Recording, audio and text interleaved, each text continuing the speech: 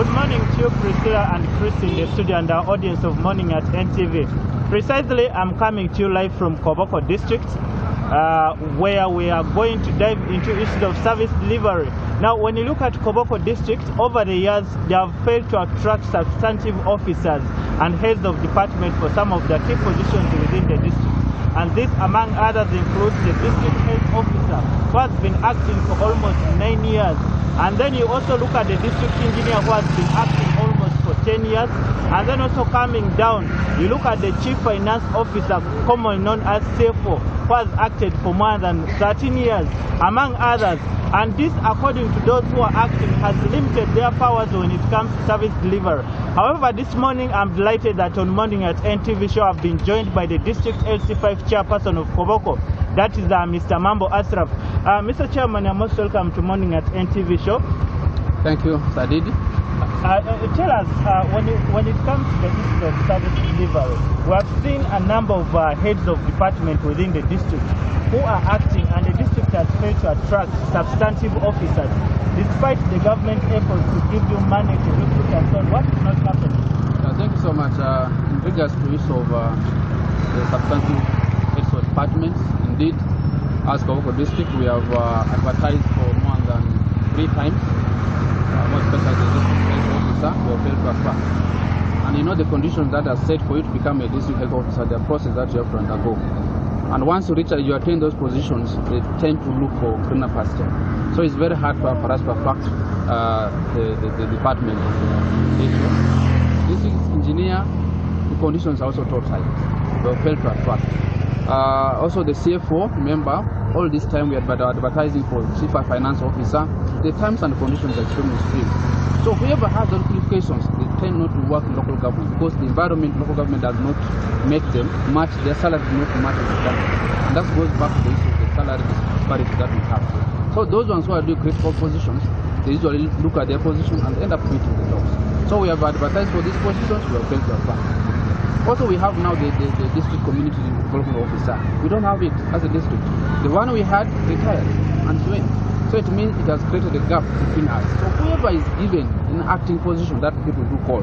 But what I understand is the assignment, not the acting position. Because acting has its benefit that you enjoy the benefits of being the full substantive, but you don't have the capacity. Okay. What we have is an assignment. Okay, thank you so much, Mr. Chairman, for giving us your time. Of course, we shall be in person to give you the comprehensive details of this story in our subsequent news bulletin. We have tried to see how this is affecting service delivery, and we shall interact with the duty bearers to find out why they have not recruited. For purposes of time, let me let the room back to my colleague Priscilla in the studio as she continues with the program in the studio. Back to you, Priscilla, in the studio. Welcome back to Kampala. Thank you so much, Ashul Radidi, for your submissions there and keeping us up to speed with service delivery in the various parts of the country. Now, speaking of various parts of the country, my next guest in studio is one that has traversed the country in enabling it to curb and manage the disasters that have happened in over the 40 hotspots, as they are called. And so this morning, we want to look at climate change and disaster preparedness for us as a country, and also the element of declining volunteerism and crisis response. Backbone of it is that the most damaging impacts resulting from climate change is the increasing frequency and severity of natural disasters. You do have low income, minority and historically underserved populations that are disproportionately affected by these extreme weather events, from drought to floods, mentioned but a few. Now, USEPA estimates that the economic loss from these extreme events is going to be reaching $6 billion by 2090. Now, the two most crucial activities occurring as part of disaster management are disaster preparedness, which occurs before the disaster does strike, and the emergency response, which is a post-disaster measure to alleviate the impacts. As Uganda, in that part, you do have us experiencing a vivid weather change. We no longer know which is the exact dry season or wet season. We no longer know when it starts and when it ends. And this has been happening over the course of the last 3 years, if you've been very observant. Anyway, we've been observant of the fact that Uganda Red Cross has always been at the forefront of our disaster management and preparedness. And so this morning, we speak to the Secretary General of the Uganda Red Cross, Robert Kwesiga, to let us know more about the dynamics, if they have changed for climate. How have they changed for the Red Cross? But also, in light of the fact that Red Cross Uganda is celebrating 60 years. Congratulations, Mr. Kwesiga, and good morning. How are you? Good. I'm okay this morning and excited to be here with you. And good morning to viewers and listeners. And also, great thanks to NTV and yourself for hosting the Red Cross and myself this morning. Okay, so let's first talk about Red Cross at 60 years. We have known Uganda at 60 years. We have been celebrating most recently the Uganda Matters. All these are very significant elements of our country, Uganda. But Red Cross is also now embedded in there, in the generals of the country that have been able to continuously stir the ship in the right direction as far as disaster management is concerned. What achievements do you recognize as the Red Cross Uganda? Thank you very much. 60 years, if we're a human being, we would be talking of retirement. Yeah. But 60 years for the Red Cross is re-looking at how we can do more and do better, bearing in mind that the mandates that enshrine the Red Cross existence, the situation is not getting any better. Like you have said, disasters on the increase, climate change. The world is not a normal world to live in as of today. And our mandates rotate around that. And so 60 years of celebrating our achievements and our challenges gives us a period to reflect as to how we can step up to the needs of the vulnerable, such that we can be able to save lives and properties, but also promote human dignity. And so the Red Cross being around for the last 60 years, just to mention that we exist because the Uganda as a state formed the Red Cross through legislation. So 60 years ago, it was basically even in July, end of July, the Red Cross Act was enacted by the Parliament of Uganda. And for the government of Uganda to have done that, it had already become a signatory to the Geneva Conventions, which define the humanitarian framework that all states that are parties to the Geneva Conventions must respect. And so our mandate, as per the establishment of the Red Cross Act date, was put in the law books of Uganda, where Uganda Red Cross is an auxiliary institution to government, so we supplement government efforts. But interestingly, independent of government, neutral, and giving service without any discrimination of any nature. And we have tried to live to that expectation. Talk of any emergency that has ever happened in this country, the Red Cross has always been there. Talk of any situation where people needed humanitarian support, the Red Cross has always been there. We could have done more. I'm not saying we always are scoring 100%. Yeah. But what I'm trying to bring out is we have lived our mandate. Now, we are living in a world which is fast evolving, like you have stated at the opening. The nature and the context of the disasters has changed, exacerbated by the climate change. Human beings are not ceasing even to destroy themselves. So you see increased human disruptions, whether it is war, displacements, but also not looking at how we can live in harmony, but always having, and this has been a part of the history of Uganda, where Uganda Red Cross has been a party and a key player. But also at the same time, the global economy is not very exciting. And so a good number of more people are being exposed to vulnerabilities because of limited income, and their livelihoods are compromised. And all this is happening amidst the kind of crisis, whether man-made or natural, by natural means. And that becomes a challenge to institutions like Red Cross on how we can make sure that we fulfill our mandates and we live the expectations of the people we serve. Okay, speaking of mandates, over the span of 60 years, they say old is gold. So by 60 years, you're definitely gold in humanitarian work. And I know that there's been needs that have been evolving over the course of time. Could you brief us about the major needs in the modern world vis-a-vis what has been used in the past? I think two interrelated contexts. One is the Red Cross was formed out of war. Interestingly, it was trying to address when there are wars and armed conflicts, can there be a neutral arbiter who can make sure that those who are caught in the crossfire, whether they are civilians, whether they are combatants of either side, they can be saved. So very interesting the way the world behaves, that we even set up rules to manage ourselves when we are killing one another. Now, that situation has evolved, and that's why now we talk of there can be natural disasters. And so if you look at the mandates of the Red Cross and the various protocols that enshrine the mandates of the Red Cross, they have changed over time to accommodate these changes.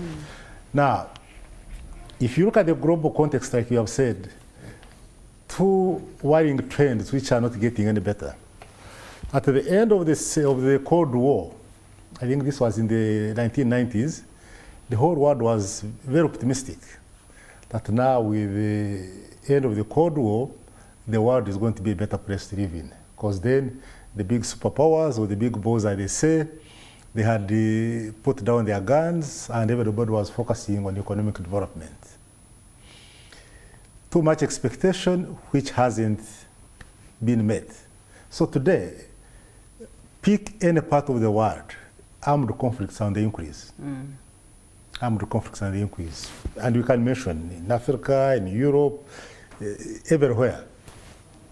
And for me, and for all of us, that is a very worrying trend. Yeah. Because when people are fighting, you never know how it ends and who will be the losers at the end of the day. So that's a worrying trend at the global level. The second one is the climate change, which everybody talks about, whereby we have failed to manage nature, and nature is getting mad, and we are slow in catching up to tame it. And so increasingly, landslides, mudslides, and unpredictable weather patterns. Today, this is July, it should be a dry season. We have been having very heavy rains. Yes. Yeah. Prolonged droughts, prolonged rain seasons, and this cuts across the whole world, not only in Uganda. So we are busy destroying the environment. So this is a phenomenon which is worrying globally.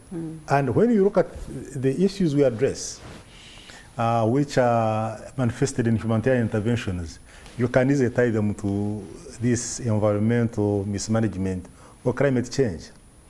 Pandemics, scientists will tell you they are on the increase because human beings have invaded the sphere where the animals live. So pandemics are on the increase.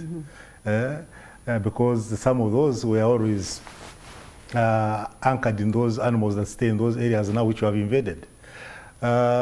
And the invasion is because population is also growing? Yes.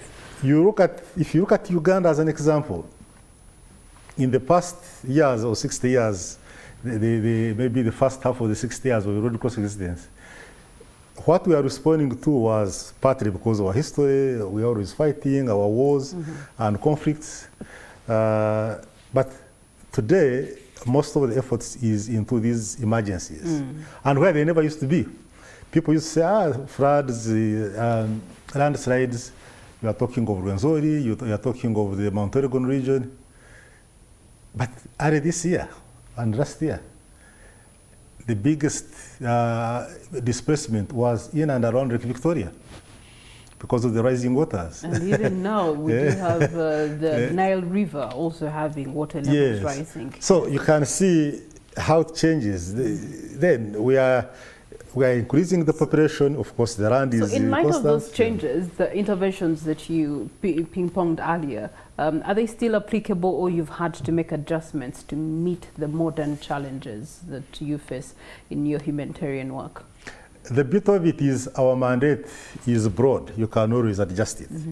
And in that mandate, if we are talking of saving lives, saving property, promoting human dignity, so then we apply it to the local situation. And that's what we have done.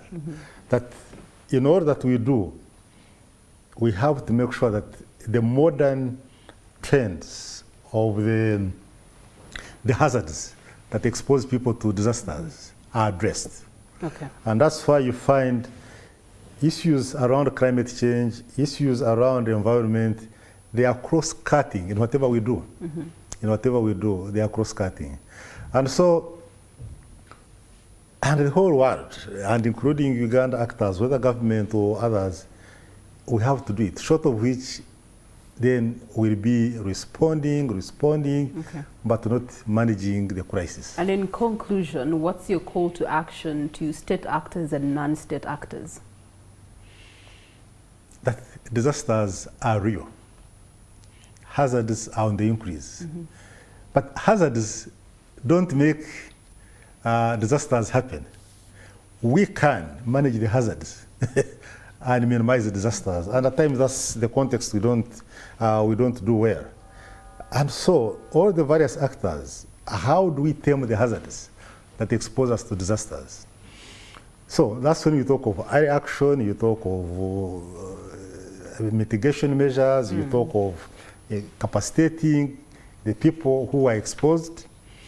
Because through that, one, you can even avert the disasters that happen. But two, when they happen, you can minimize damage to property, but also death. Now, the various actors, since globally, everybody knows that they are on the increase. They are on the increase globally, and Uganda is not an exception. Okay. How do we put our money where it hurts? All right, so that is key. Allow me to abaganda bagamba kusimba wakati yao, because our time is first spent here in Morning at NTV, but we will be having continuous engagements with Mr. Robert Kwesiga, Secretary General with the Red Cross. Again, we say congratulations to hitting the milestone of Red Cross at 60 in Uganda. On behalf of Chris Igenya and myself, Priscilla, Regina Daloga, Morning at NTV comes to an end. Wishing you a blessed day.